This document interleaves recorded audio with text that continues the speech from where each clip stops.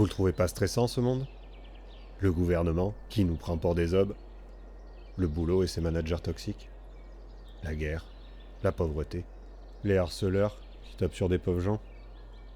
En même temps, c'est votre faute. Vous êtes pas assez riche, beau, intelligent ou musclé.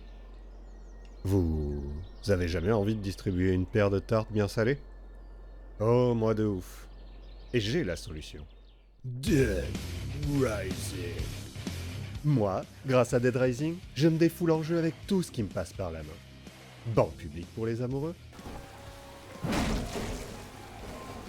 Tarte à la crème pour les clowns.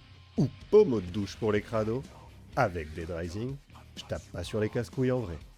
Enfin, pas tout le temps. Salut à tous et bienvenue dans Manette dans la tête, l'émission qui porte toujours les tenues les plus adaptées pour prodiguer une cascade de violence. Je suis Apocalypse, voici Sonia, et nous sommes ravis de ouf de vous accueillir pour cette nouvelle émission qui va parler d'un journaliste qu'il faut pas faire chier, qui va parler d'un exutoire cathartique, et qui va parler de survivants beaucoup trop cons. Sois pas timide, Francky. Je vais même te servir de modèle. Montre-moi ce que tu sais faire et je te dirai ce que ça vaut. Aujourd'hui, c'est Dead Rising Remaster. Donc, Dead Rising Remaster est un beat'em all en monde ouvert où l'on déglingue, avec tout ce qui nous passe par la main, des zombies dans un centre commercial. Mais surtout le katana. Notre ennemi mortel, le général Katana. Il est sorti en septembre 2024 sur Xbox Series, PS5 et PC, et il est ensuite sorti en physique en novembre. D'ailleurs, j'en profite un peu, mais les jeux en dématérialisé, on se fait baiser bien fort et sans câlinou après. Les prix augmentent et tu le possèdes même pas. Plus moyen de le vendre, et le jour où Steam ferme, ou se pète la gueule d'ailleurs, hein, au revoir tous tes petits jeux. Pareil pour les shops PS ou Xbox, le jour où ils ont plus de gugus pour s'en occuper, bim, empalé sur le grand mât du capitalisme. Le remaster est développé par Neobards Entertainment et édité par Capcom, qui étaient les premiers développeurs du jeu original. Finito pour monsieur Keiji Inafune, le grand réalisateur de porno. J'en parle un peu plus sur cette vidéo là. Va la voir de suite. Keiji Inafune, c'est des personnages féminins mis en scène de manière toujours plus subtile et chaste. Des positions toujours plus adaptées pour taper à l'ordinateur. Et une tenue toujours parfaitement appropriée pour un agent gouvernemental. Et des zombies sexy, regardez-moi ce petit boule de goule, damn, on a envie d'y plonger la tête.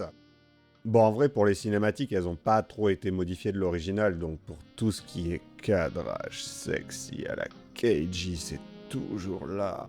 Par contre, pour ce pauvre petit Ken, c'est terminé les photos coquines.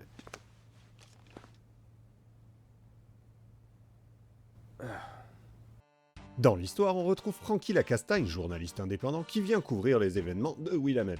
Dès son arrivée en hélicoptère, il retrouve la ville bouclée par l'armée et des gens luttant pour leur survie face à des pleines gamelles de zombies. Le mec nous tape sa meilleure cascade de bonhomme sur le centre commercial. Ouah, quand qui regarde-moi ça, il est fier comme un Bartava le mec. Ah, ça fout là, ça fait mal. Ici, on fera pour la première fois la rencontre de Carlito, un homme mystérieux et très intense. Le mec devait faire sa post-clope sur le toit, tranquillou, c'est plus que c'était les terroristes. Puis une bourgeoise de merde qui veut sauver son chien moche. Plus tard, le centre commercial se remplit de zombies et l'intégralité du jeu se concentrera sur cette zone. Avez-vous vu mon bébé? Je ne peux pas vivre sans mon trésor de petit chien! Va bouffer des bites, Monique. Le centre commercial de Willamette vous accueille tous les jours dans une ambiance chaleureuse pour les petits et les grands. Adam, notre fameux clown espiègle, pourra surveiller vos bambins un peu trop énergiques. Grâce à ses magasins d'enfants, son service de sécurité, compétent, ses restaurants, sa coutellerie et ses salons de coiffure, vous serez bercé dans un environnement reposant. Venez boire un coup avec Clétus, notre armurier des glingos. Et surtout, détendez-vous. Le centre commercial de Willamette ne sera pas responsable pour tout accident ayant lieu avec un pistolet Uzi 9 mm. Des pistolets Uzi 9 mm seront à votre disposition dans la fontaine d'Alfresca Plaza, le palmier de Entrance Plaza et le plafond de Paradise Plaza. Au fur et à mesure, on va comprendre comment les zombies sont arrivés ici, et on rencontrera des personnages comme Jesse et Brad, des agents gouvernementaux qui sont venus chercher le docteur Mécouille, le vieux réac du début. Arrêtez ça! Avez-vous la moindre idée de ce que vous avez fait? Non mais c'est clair, laissez ce charmant monsieur tranquille, voyons. Le Boog il a créé le virus en voulant faire des bœufs qui donnent plus de viande et a détruit au passage le village de Santa Cabeza. Ouais, ça spoil, mais le jeu il a 19 ans quand même. À lui les joies du plein emploi et de la reconnaissance au travail. Du coup, pour se venger, Carlito a lancé le virus sur Willamette. Mais Frankie il a remarqué le potentiel d'Isabella, la sœur de Carlito, parce qu'il est professionnel.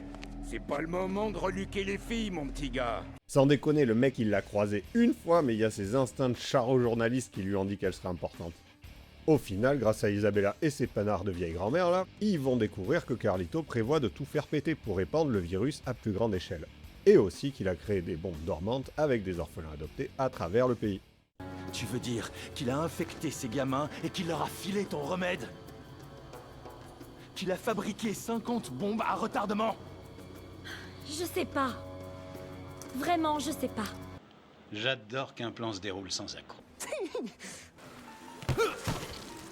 Le jeu a surtout eu le droit à une refonte graphique plutôt bienvenue, bien que les animations faciales soient pas de la dinguerie pour notre époque. Bah alors c'est tout? Et surtout, c'est bourré de bugs.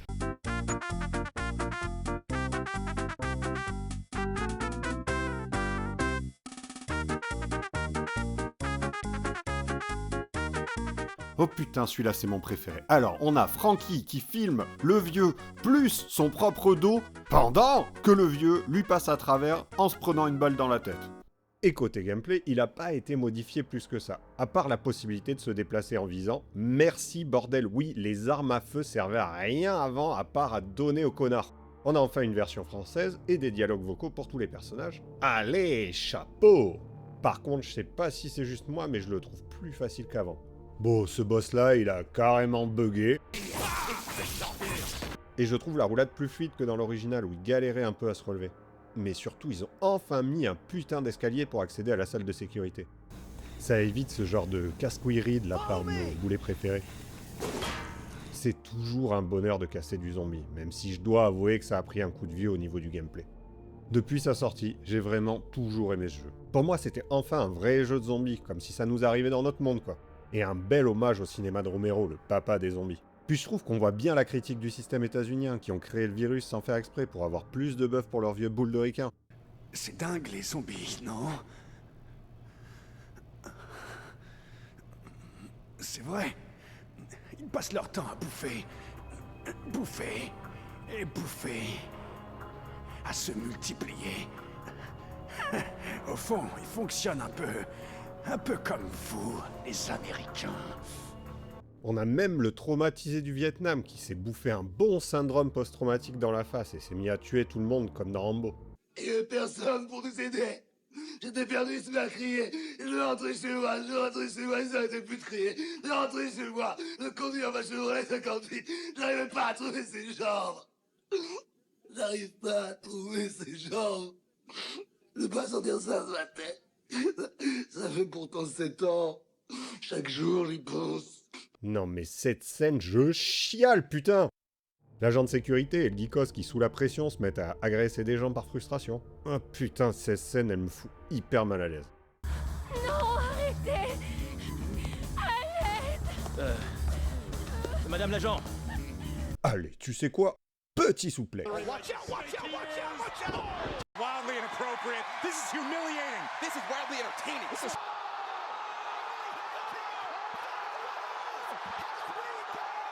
Franchement, vous trouvez pas qu'elle est bien faite la vie? Pour nous aider à repérer les cons, ils leur ont mis des uniformes. C'est bien connu, hein. Il y a des statistiques là-dessus. Les flics, dès la naissance, ça sue du derche. J'aime bien le fait que ce soit un japonais qui écrit l'histoire, parce que c'est rempli de clichés que moi je ressens aussi quand je vois la culture états-unienne. Des flingues, de la viande et du harcèlement. Et surtout un héros classique de films d'action de l'époque, comme Martin Riggs, Axel Foley ou John McClane. Yippee-ki-yay, step motherfuckers. Parce que Frankie, faut pas le faire chier. Il est là, il met sa petite robe et il pète la gueule comme le frérot Donnelly. Il t'envoie dans l'espace. Donnie, t'es le sang, t'es trop badass. Et regardez-moi ce sourire, t'as trop envie que ce soit ton copain à la cour de récré. T'as la validation des princesses licornes, c'est sûr. Frankie, il a une philosophie simple. Quand la vie lui donne une caisse à outils, il met des coups de caisse à outils. c'est aussi un gros kiffeur de bouffe. Il mange tout ce qui passe. Des yaourts, des pizzas crues, de la viande crue ou avariée. On voit bien qu'il aime ça, le petit Frankie. Avec ces petits bruits là, écoutez-le manger des chips, il adore ça. On va manger des chips. C'est tout ce que ça te fait quand je te dis qu'on va manger des chips? Pourquoi tu dis rien? Tu fais la tronche ou quoi? Tu me rappelles Georges politiquement. Moi, je suis un vrai démocrate. Georges est un fasciste de merde. Un fasciste de merde. En conclusion, les contrôles sont raides et la plupart des armes ne servent à rien. C'est quoi ce petit cul de gouer là-haut? Putain, je vais te la mettre dans le cul. Oh, je vais te la mettre dans le cul. Le jeu est bas du front, une difficulté un peu injuste pour l'original et trop facile pour le remaster, mais il est authentique et il se prend pas au sérieux. Et il est drôle, bordel. Son bac à sable veut pas faire plus de choses qu'être amusant. Et il a pas besoin de te mettre 1 milliard de contenus annexes pour t'occuper. Ce qu'il fait, il le fait avec passion. Pour la note, je dirais que c'est un putain de chef-d'œuvre. Personne sera d'accord avec moi, mais je m'en fous, c'est mon émission. J'ai dû le faire au moins 5 fois dans ma vie, et c'est toujours un bonheur. Un bon jeu doudou, tu sais que tu peux y revenir, il t'attendra comme la première fois les bras ouverts pour t'offrir une montagne de violence décomplexée. Avec mon katana d'amour. Mais malheureusement, là je parlais de l'original. Le remaster, lui, ne sert pas à grand chose en vrai. Moi je trouve pas qu'il ait vieilli plus que ça. Et surtout, le nouveau est bourré de bugs. Il y a des sauvegardes auto au lieu de devoir sauvegarder dans les threads, ce qui le rend plus facile. Le gameplay est plus fluide, mais ça le rend plus facile. Les blaireaux de survivants sont moins cons, et ça le rend plus facile. Et c'était pas non plus un jeu de tryharder. Il a subi de la censure, notamment le vétéran qui n'est plus de la guerre du Vietnam, et surtout sur le côté pervers japonais du jeu qui est carrément passé à la trappe et pas du tout d'actualité. Autant jouer à l'œuvre originale dans ce cas, c'est pas grave les gars de parler de cul, ce qui est grave c'est de faire des personnages inutiles dont la seule vocation c'est d'être des podiums du mec héros viril. Et oui, ça passerait peut-être pas aujourd'hui, mais on nous sert encore des jeux où il faut sauver la princesse, donc finalement...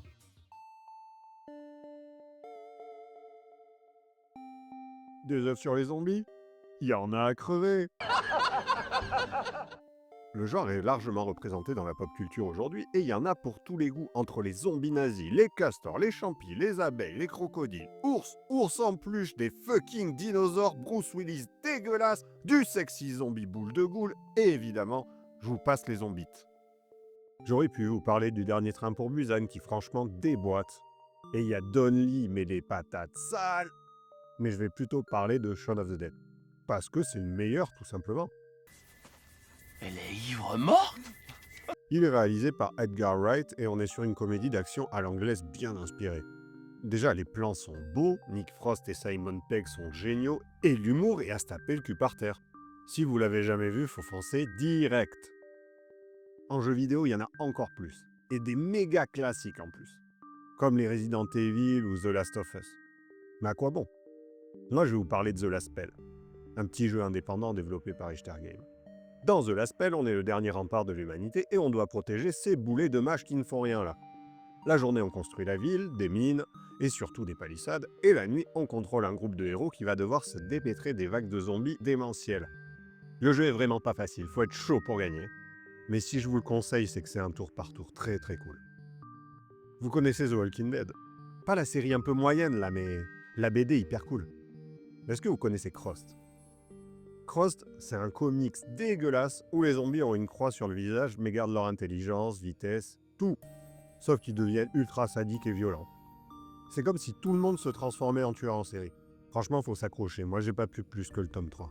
Je vous le pose là parce que le dessin est beau et que le scénario accroche bien, mais je le conseille pas. Après, il n'y a pas non plus de raison qu'il y ait que moi qui souffre. Je vais me diriger vers la fin de cette vidéo. Et surtout, ne vous inquiétez pas. Faut pas désespérer des imbéciles. Avec un minimum de formation, on peut en faire des policiers. Pensez à vous abonner, à liker, ça me donne du courage. Un petit commentaire pour me dire si je suis un glandu. Et comme dit toujours Sonia la licorne, si un clown rentre dans un palais, il ne devient pas un roi. C'est tout le palais qui devient un cirque. Prenez soin de vous, prenez soin de ma planète, et à bientôt.